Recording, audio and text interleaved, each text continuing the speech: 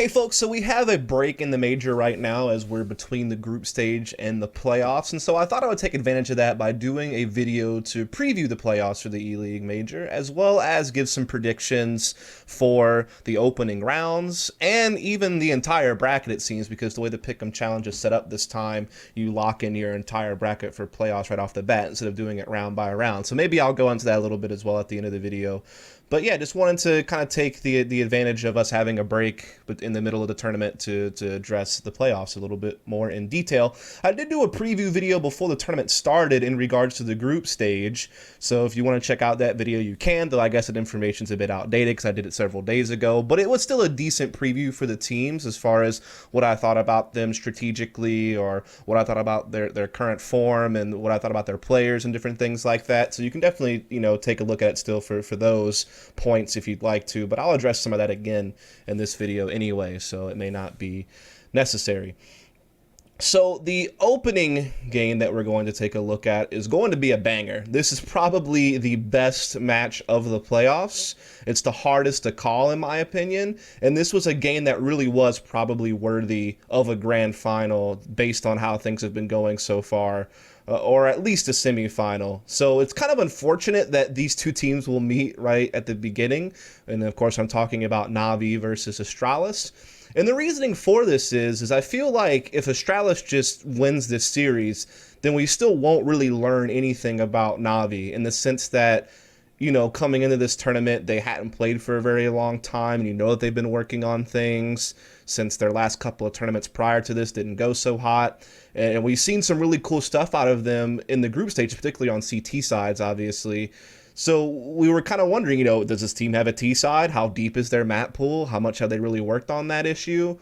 And we still won't really know if, in fact, Astralis beats them right off the bat in these quarterfinals. Because Astralis, on the other hand, is a team that's expected to win. I mean, before the tournament started, they were the favorite to win the whole thing. They were the team that just won a title at ECS and made the finals of, E-League Season 2. And looked like they had really been revitalized underneath Glade's leadership, and so you expect them to win. If you were just looking at this before the tournament ever started, before you watch any games played, you'd expect them to make it through the playoffs, no problem. But things have sort of changed based on what we've seen out of both these teams in the group stages, so to speak. And so this is definitely a cool matchup. Again, just to talk about Na'Vi a bit more, they had been kind of like in the hyperbolic time chamber or something for the last couple of months, right? I mean, we hadn't seen them since IM Oakland in November, so that was a couple of months ago. And then since then, they've been talking about how much they've been boot camping, and everyone's been talking about how much hours these players have been putting in, particularly Simple. And so we were just thinking, okay, like this team is trying to do something behind the scenes, right? They're trying to put in a shit ton of practice. They're trying to sort out their issues, because this is a team that probably got impacted the most by the coaching role. I mean, the fact that they had lost Zeus, who was an incredible in-game leader, or I guess they kicked him from what comes out now, and they were really relying on StarX in the coaching position to really lead the team from the coach position to really focus on having more skill in the lineup. And then that all got destroyed by the coaching role, and it put C's in a position where he was going to have to lead the team.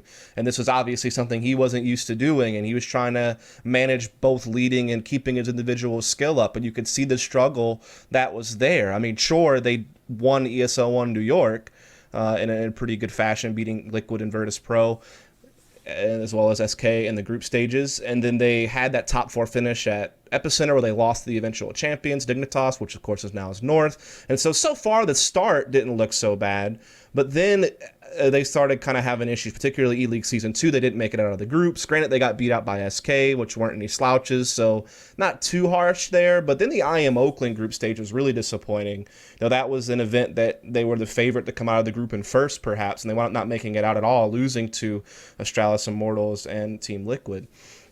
So we were kind of wondering, what's going to happen with the leadership of this team. And then there was map pool issues. I mean, their cobblestone had really fallen off. I mean, the maps that they certainly still look good on, I mean, they still seem to have a pretty good train. Their overpass still seemed pretty good, and their mirage still seemed pretty good. But outside of those 3 maps, there was a big question mark on what else they really still had. What else did they really still have the ability to play well on? And I think we're still wondering the answer to that question, by the way. That's the biggest thing, is I feel like we didn't get many answers out of Na'Vi in this group stage, which I know sounds weird because they obviously dominated the group stage. They go 3-0. They barely drop any rounds in the process. I think they dropped a total of 13 rounds across 3 maps. So, I mean, they dominated. But what we saw was just domination basically on Cobblestone on CT side twice against Mouse Sports and Envy, and then a dominant CT side against SK on Dust 2. So what are their T sides like? What is the leadership like of this team? Do they have any other maps in their map pool they can go to? Sure, their CT side on Cobble looks improved, but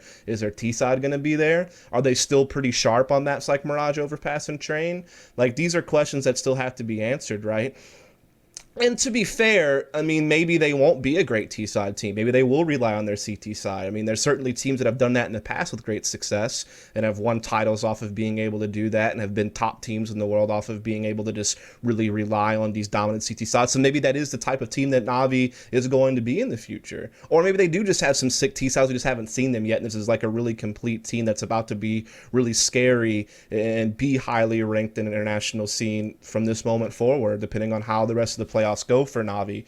So it's, like I said, it's still a big question mark over this team, but it is exciting to see how well they played in the group stage. I mean, particularly Flamey was absolutely fucking nuts. Like, just watching him just, you know, lead in all different categories at this event statistically. He looked great. Simple looked great, you know, per expected. Edward looked good. I mean, everyone played well. I mean, I guess maybe like Seized and Guardian didn't look as hot as the other three, but they still all played well, particularly the 3 that I named. So, I mean, they're going to be fun to watch in these playoffs, and it's certainly this opening matchup is going to be really cool. Again, hope I would have saw it later in the tournament, but, I mean, it is going to be awesome. And then we look over at the Astralis side of things. And again, this is a team that was a favorite to win the whole thing coming into it because of how well they did at ECS and E-League. And even IEM Oakland, they did really well in the group stage there, and they lost a really close series to SK and in the opening round of the playoffs. They really seemed to turn things around. It wasn't as if Glaive like revolutionized how Astralis played the game, in my opinion. I think that they're still very similar in how the roles are set up and the type of play they have. And they've always had a pretty good balance of being able to play default and being able to do aggressive executes. And I mean, I feel like Device has settled into being kind of a full-time operator, and you know Zipix is going to be kind of a lurker support player. And so you know that, you know, Glaive and KRB, you know, they're going to be looking to try to open things up with Dupree. You know, those are kind of the guys that really try to focus on map control. I think in one respect, Glaive has really helped unblock KRB a bit more. I feel like he set him up a bit better for KRB to be successful as kind of an aggressive rifler. I think that's important. I think it's also just maybe he's helped with the mentality of the team, and I think I've even heard this cited in some interviews and such. That's really been the biggest thing that Glaive has brought, is just a sense of confidence in their leader, a sense of being on the same page, and just helping the mentality of the team overall by bringing in a new leader. And at this tournament, I mean, Device has delivered, as you'd expected. You know, he's one of the best players in the world, and he's still proving that. Glaive has looked super sharp individually, as well as leading the team well. And then Caribbean and Dupree are doing fine as well. I think Zipix is really the only one who hasn't really had a strong event thus far, which is crazy because for a while there, Zipix was really putting up the numbers for this team, but this event he seems to be a little bit off thus far. I mean, you look at how it went for them, it didn't go as easy as expected, right? I mean, they actually struggled to get out of this group. They almost didn't make it out. I mean, they had that really embarrassing loss to Godson on Train to open the event. Then they recovered pretty easily, beating Optic and G2 on Train. And so you feel like that was kind of a fluke against Godson. That wasn't really a true representation of Astralis because their other 2 Train games were so good for them, as expected. And then they wound up losing a really close game versus SK on Dust 2. I mean, it's about as close as a game gets. I think the halves were 8-7 each. Then they go into an overtime and SK wins 19-17. That's probably one of the best games we watched in the group stage, period, if not the best game that came out of the group stage. So it's almost like a forgivable loss at that point, just to how close that game was. I mean, I don't think anyone can really be disappointed with the results of that match.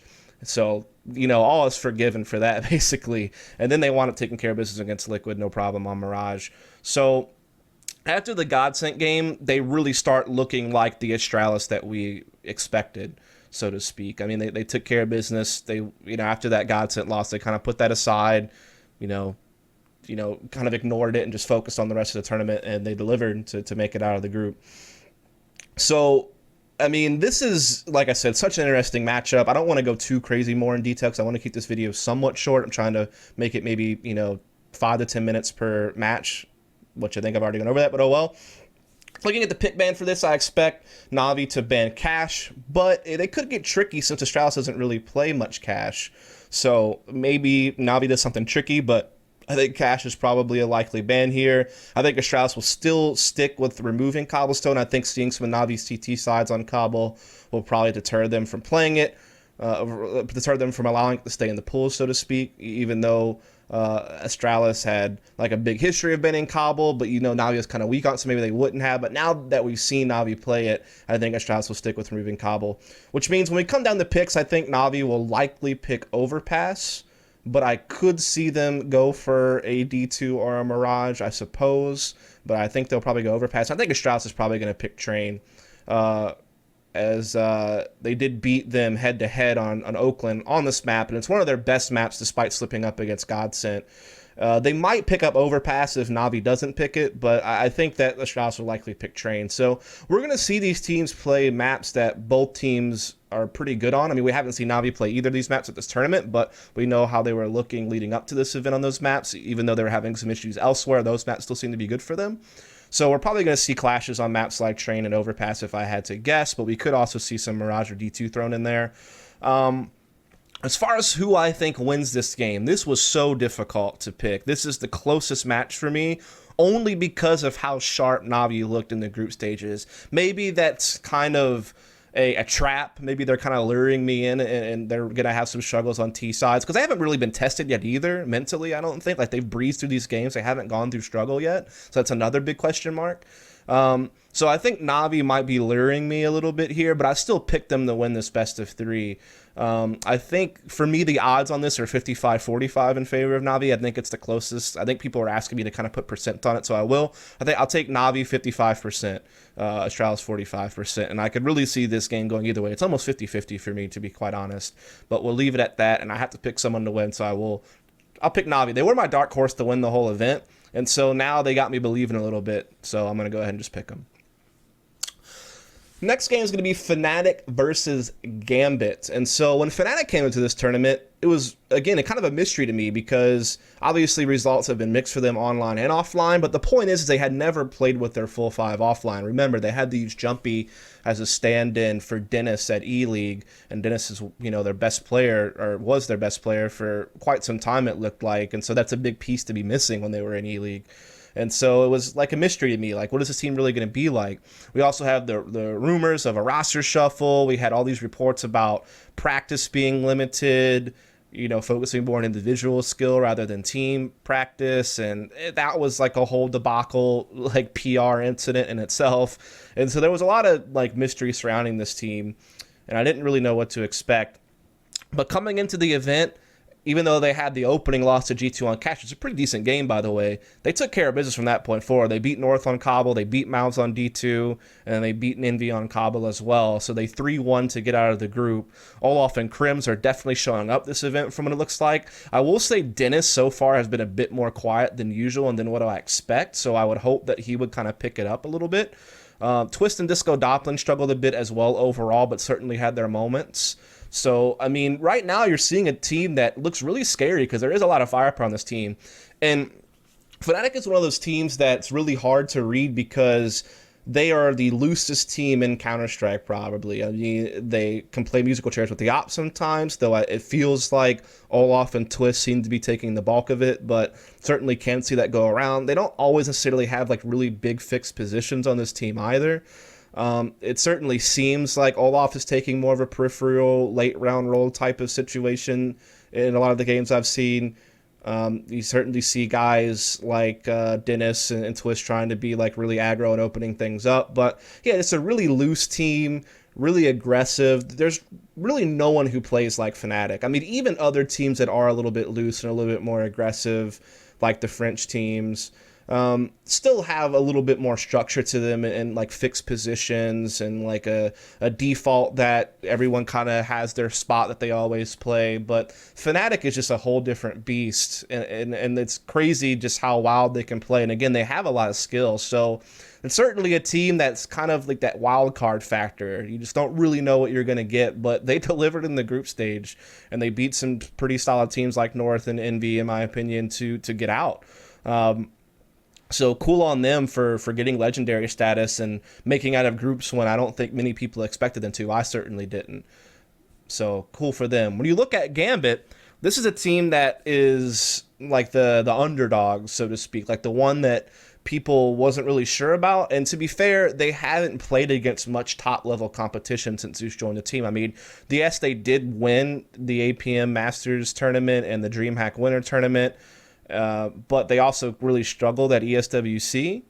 And they also qualified for DreamHack Vegas, by the way, online. So, I mean, they had some good stuff going for them. But again, this is against, like, lower-level competition. Granted, at DreamHack Winter, they did beat teams like Optic and Cloud9 and Godsent and Renegades. So those are some pretty decent teams. But when you're looking at APM3, they didn't really play anybody. ESWC, they weren't really playing anybody either. So you didn't really know what to expect. They certainly were showing some strength on maps like Dust 2, Cobble, and Overpass, and they looked okay on Train, but there just wasn't much data against top-level competition, except for Cobblestone. That seemed to be the one map where they did beat some pretty solid teams like C9 and Optic at the DreamHack Winter event. When you saw their players, I mean, Hobbit was the MVP of DreamHack Winter, but again, what is he going to be like against top-level competition? At this event, so far, he hasn't been as good as when he was reaching MVP level at DreamHack Winter, but he's still been okay. He's had a couple of good maps, a couple of okay or slightly off maps, so it's still really hard to read him, I think. I think Mo has, in general, looked okay. You know, nothing crazy, but I think his op is still pretty decent. The main story of this team has been Adren. He has looked super strong in his role for this team for quite some time. And at this event, he's been nuts. He's top 5 in several categories statistically. He's looked fantastic. So that's really good news for this team. I think Zeus is playing at a really good level individually as well, while also leading the team great. That's the biggest thing. Like, Zeus comes to this team. He's brought that veteran leadership. I mean, he's brought that system of playing the slow, methodical default to this team, but he also mixes it up and changes the pace with some fast executes here and there as well. So he has a really balanced playbook, and he's really good at reading things in the mid round and being able to set people up. I mean, he's just brought that. I mean, he's one of the best in-game leaders out there in CSGO, and he's on this team, and he has some pieces to work with, particularly, like I said, Adren, who's looked great at this event. And when you have an entry fragger like Adren being able to put up big numbers, that just makes everything easier for everyone, to be honest. And like I said, the other players have looked good as well. Maybe a guy like Hobbit wasn't at the level maybe you were hoping for based on the DreamHack Winter performance, but again, it seems like the whole lineup's playing pretty well, but particularly Adren. And like I said, even Zeus individually has looked really good. I mean, at this event, they 3-1 their group as well. They opened up big against North on Cobble. They beat Godson on Overpass pretty convincingly. They had the loss to VP on Train, but then they took care of business against FaZe and Overpass. So they've used several different maps throughout the group stage as well. I still think their strengths are probably lying in a map like Cobble and perhaps Overpass. Like, that seems to be like their real big strengths right now. But again, they've shown ability against like weaker opponents on maps like Dust 2 as well. And they were playing pretty decent on Train against VP, and against lower level competition they had wins there. So, I mean, their map pool doesn't even seem too shabby. I don't know how deep it really is yet, but it certainly doesn't seem bad.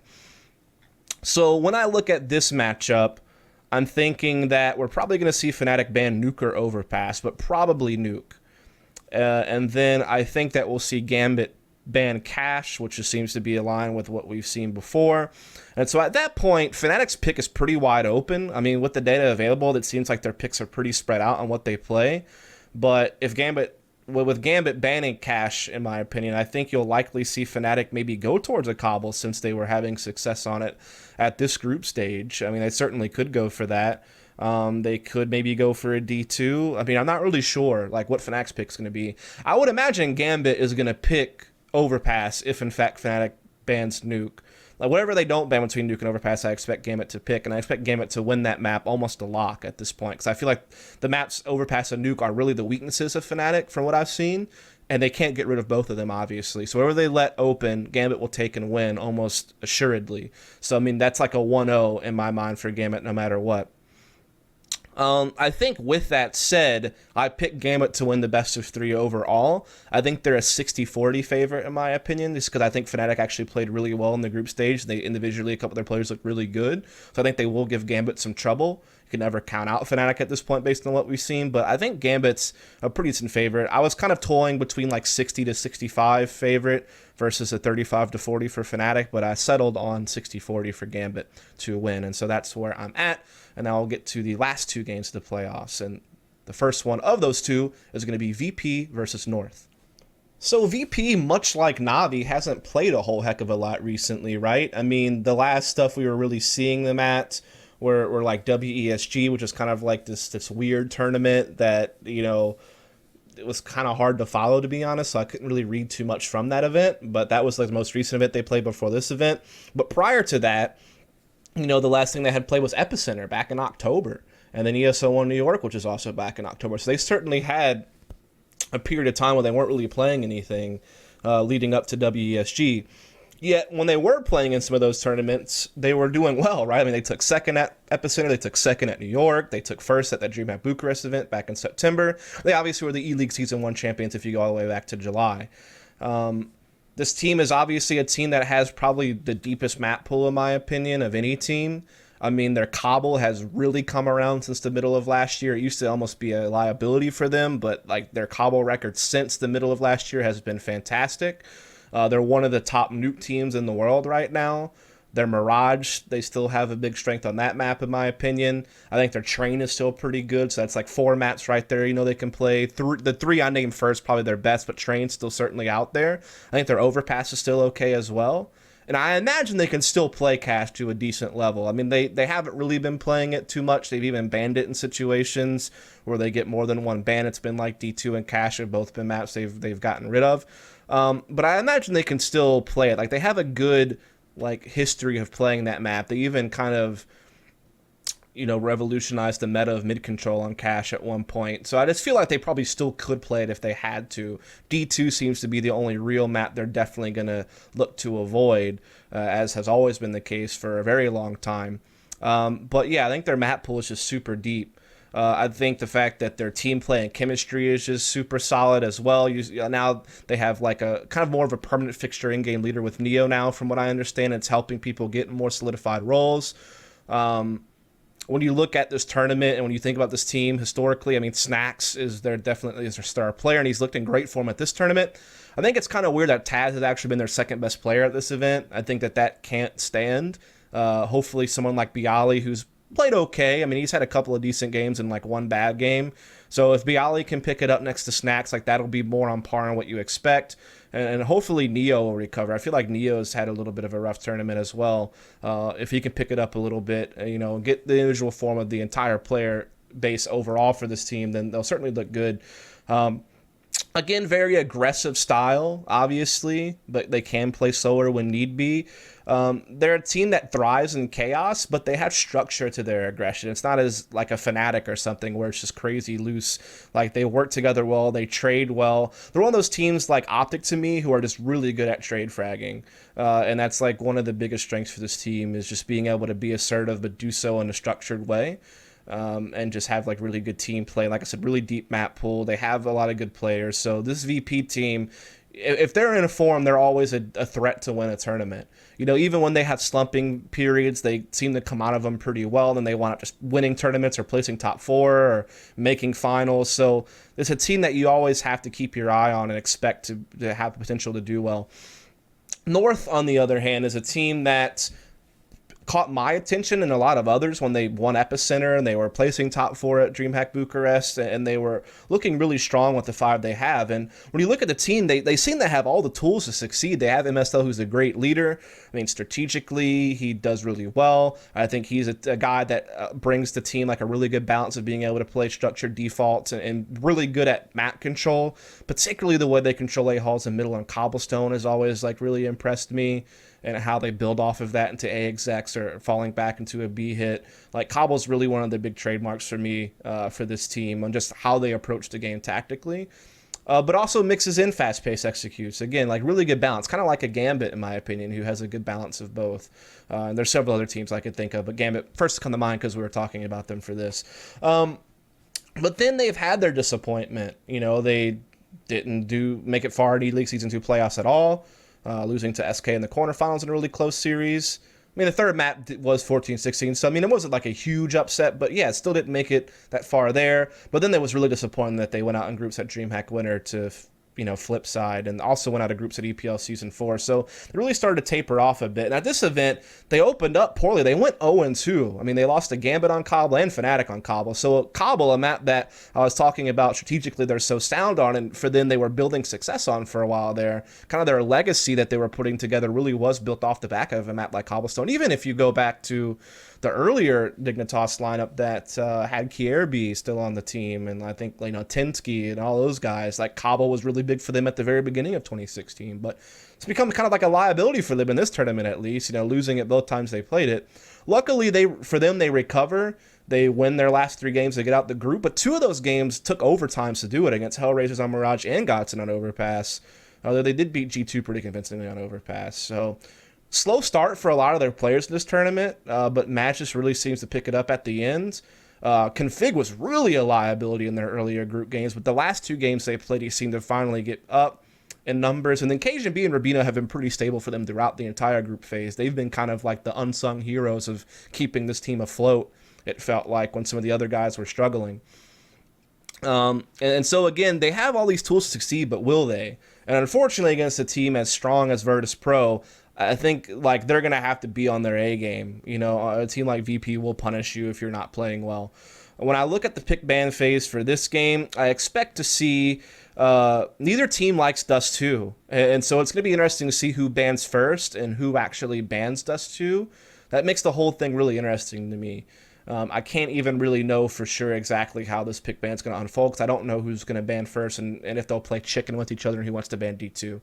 But I think I came down to the fact that VP will probably ban D2, and then North probably bans Train, in which case I think we're going to see a situation where a team like VP will smell blood in the water on Cobblestone and probably go for it. They could also take a map like Nuke or Mirage, and I guess Train if that's somehow left on the board, but I think North will get rid of Train. And then I think North will probably go with an Overpass, but I could see them also go with a Mirage. That's kind of where I see things going with the pick ban. When I think about it, when it's all said and done, I think VP does win this series. I think it could go 3 maps, but I think VP, for me, is a 60-40 favorite. That's what I'm going to go with, so that's my prediction there. So for the last quarterfinal of it all, we're going to look at FaZe versus SK. Now, FaZe, obviously, Kerrigan comes onto this team. He's really helped this team out a lot, bringing some leadership to the team that they desperately needed. I think he's done well to keep the identity of FaZe as being a really aggressive, execute-oriented team. But what he has added to the team is that he has added decisiveness to the team. They actually go for something and they really go all in on it. They're more coordinated, so they're just more on the same page. So their executes are just overall more crisp. In my opinion, that's the biggest things he's done. I think he's also unlocked Rain. He's moved Rain into more active rifling positions, and I think Rain's really thrived in those positions. So I think he's done well to kind of just get some players opened up a bit more and utilize them a bit better. When you look at FaZe, they breeze through the qualifier to make it to this event, 3-0ing that. They look great at IEM Oakland, breezing through the group phase of that as well, and losing a really close series to NIP. The ECS tournament was a little bit rough, because they, lost to Optic in a best-of-3, but, Optic were in really good form then, so that's not too embarrassing, and they beat Cloud9, and they lost to Astralis there, so, I don't know, the results were limited, but what you saw for them so far looked impressive, even if the end result always wasn't the best. In this tournament, they opened up beating F3 on Nuke, no problem, okay. They played that really close Mirage game against SK, that was crazy. They wound up losing that, though. But then they beat Liquid on Nuke in a crazy double overtime game, so they've played a shit ton around in this group stage, especially since they also lost a game at 14-16, so it's another game that goes all the way, basically. And they wound up beating Envy on Nuke as well. So I will say they haven't looked as impressive as when I saw them in the ELEAGUE qualifiers or the IEM Oakland group stage, but they've still done well enough to make it to the playoffs. You've seen good showings out of Rain and Alu overall. Kerrigan's also looked pretty good individually from the leadership position, so that's always good. And I think Keo and AZ have been okay. Certainly some room for improvement. They've been okay. We know where the strengths of this team lie. It particularly lies on maps like Mirage and Nuke. I mean, their Mirage T side, I think Lurpus put this tweet out, like, who has a better Mirage T side than FaZe? That's a good question. I don't think anyone really does. I think that there's certainly other teams out there that can be good on it tactically, like a North, like a Virtus.Pro, but the way FaZe has looked on their T side Mirage is certainly dangerous. Again, keeping the aggressive identity, Kerrigan has done that, but he's just optimized it, I guess is the best way to put it. And they're also okay on Train and Overpass, in my opinion. So they have 2 maps they're really strong on, 2 maps they're okay on. The other 3 maps, I'm not so sure. Not enough data, or it's like a clear ban for them. And they're going up against SK. So SK, again, consistent top 4 team, won the last 2 majors, amazing players, amazing map pool, crazy good system. I've made videos on them alone many times in the past, and so I don't want to spend like too crazy long detailing them out. I think everyone's very clear on who SK has been as a team. Same with FaZe. I did a video called Phasing Up on YouTube if you want to hear more detail from me about FaZe. But anyway, so they have Fox on board, obviously, and at ECS, they did place top 4 there with wins over Immortals and Dignitas, but lost to Astralis pretty big in the semifinals. At this event, you can see struggles here. Fallen particularly is suffering. I think you noticed this most on that Mirage game against FaZe, where he wasn't opping on CT side. Fox was doing the bulk of it with Coldzera.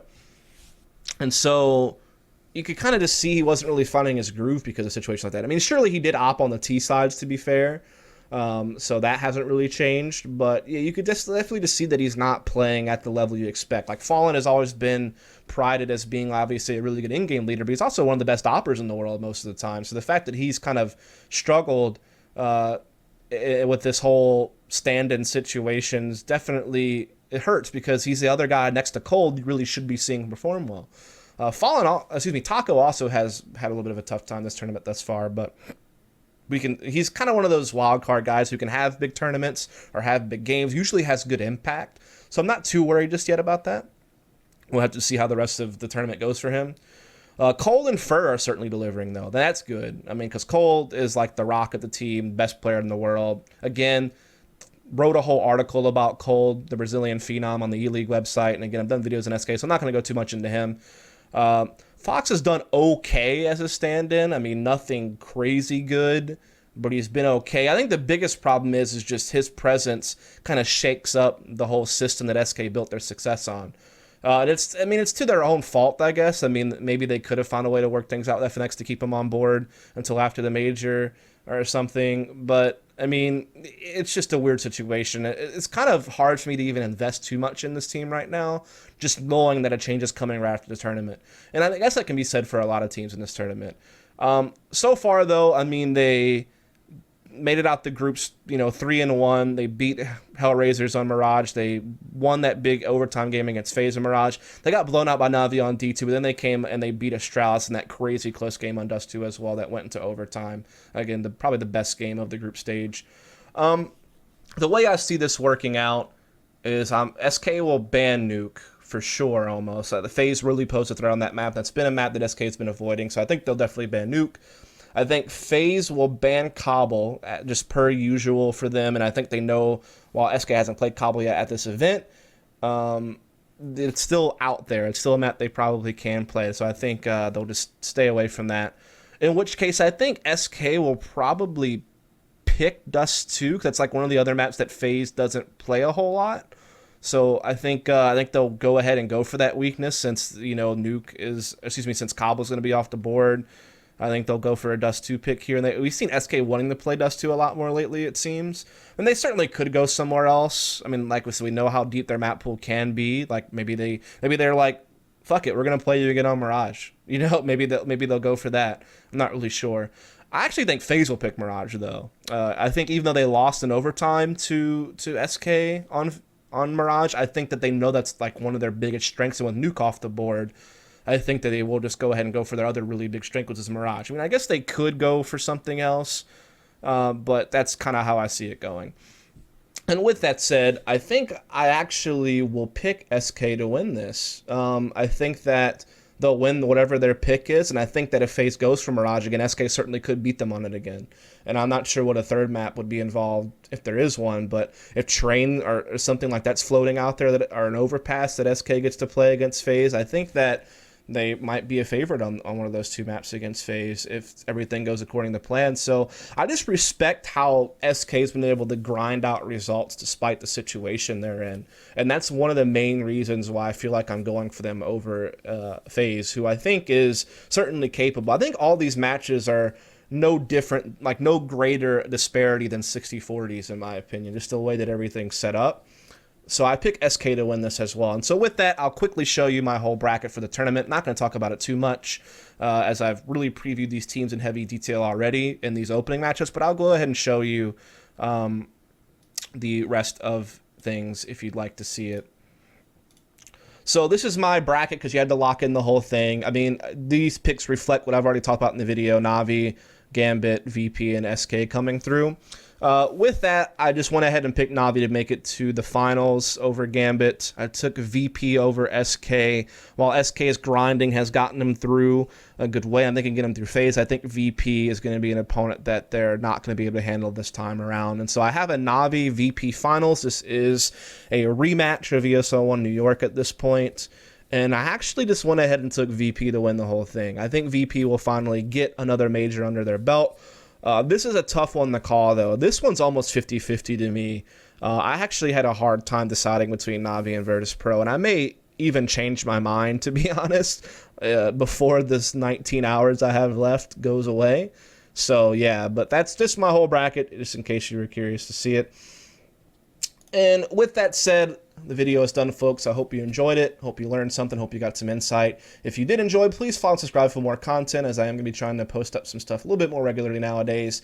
And so, yeah, thanks for tuning in, and catch you next time.